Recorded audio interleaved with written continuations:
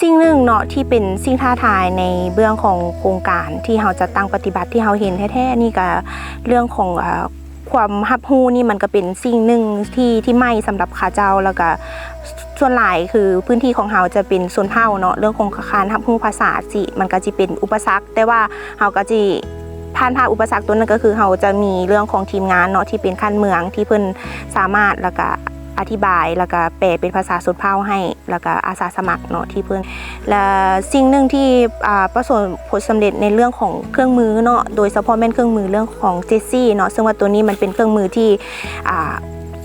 ประชาชนให้ความสนใจหลายเพราะว่ามันเป็นเครื่องมือที่สามารถจับต้องได้บ่ว่าจะเป็นเรื่องของการเฮ็ดเวียกแล้วก็เรื่องของใยแมงมุมนั้นซึ่งว่า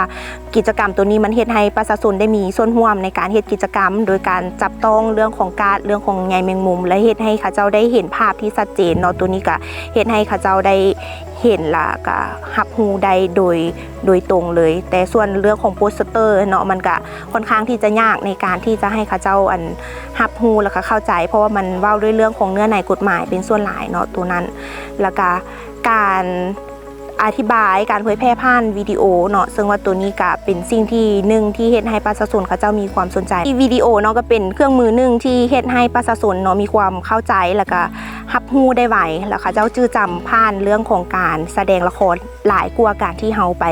เว้าหรือไปเผยแพร่เนาะแต่ว่ามันก็มีข้อจำกัดคือบางวิดีโอเนาะมันก็มีแต่ภาษาลาวโดยที่บ่แม่นเป็นภาษาชนเผ่าเนาะตัวนี้ก็สิเฮ็ดให้เขาเจ้าแบบเห็นแต่ภาพก็ฮู้ได้บ่ฮู้ได้ในจุด